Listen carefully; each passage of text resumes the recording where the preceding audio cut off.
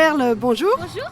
Donc, est-ce que vous pouvez nous présenter en quelques mots Biga Dance? Alors, Biga Dance, donc c'est une association qui existe depuis 2010. On est installé, on faisait à la base d'autres danses. Maintenant, c'est vraiment spécialisé uniquement dans la danse orientale. Donc, c'est la danse orientale qui est adressée aux adultes, aux enfants, les enfants à partir du CP et les adultes sans âge, à la limite de santé tout simplement, qu'elle soit possible et que le docteur dise OK pour bouger le bassin et les épaules, voilà, et tout le reste.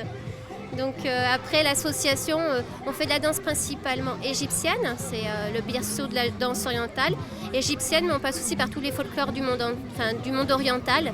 Donc ça peut être des pays du Golfe, ça peut être la Tunisie, la Turquie, le Liban, voilà, tous ces pays orientaux, voilà. Et on utilise des accessoires, différents folklores, c'est très varié. Finalement, ça ne s'arrête pas à ce qu'on peut connaître. C'est vraiment une danse qui est très complète et qui permet à la femme, principalement la femme, même si des hommes dansent, de s'épanouir et de maîtriser son corps tout simplement. Voilà. Quelles sont donc les nationalités, quels sont les pays, quelles sont les origines des danses? Donc vous avez l'Égypte. Alors l'Égypte, on va voir des danseuses orientales donc en Égypte. Après vous avez la Turquie, vous avez la Tunisie, le Liban.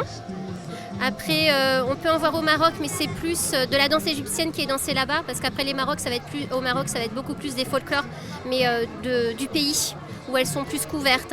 Tout ce qui est en deux pièces comme je porte, c'est vraiment l'Égypte. Voilà. Même si maintenant en Égypte on essaye d'exclure les danseuses par rapport à ce qui se passe là-bas. Mais voilà, c'est principalement dans ces pays-là qu'on va voir la danse orientale. Mais maintenant, on la voit aussi dans le monde entier parce que j'ai des professeurs qui sont d'Argentine, des États-Unis. C'est une danse maintenant qui est devenue vraiment internationale et dans les festivals, je rencontre vraiment toutes les nationalités. J'ai une amie danseuse japonaise qui vient d'arriver à Paris, qui viendra par là. J'ai des amies canadiennes, américaines.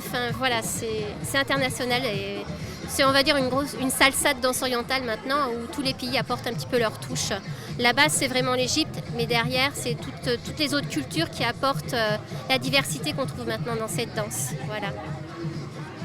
Et quelles sont les vertus de la danse orientale? Les vertus, c'est déjà maîtriser son corps, toutes les parties de son corps, parce qu'on va essayer d'isoler au maximum. Après, c'est se sentir bien, se sentir plus féminine.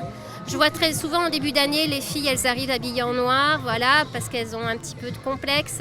Et en fin d'année, elles sont en rose pétard, en jaune, etc. Parce qu'elles s'assument comme elles sont à l'aise et dans cette danse, ça les découvre.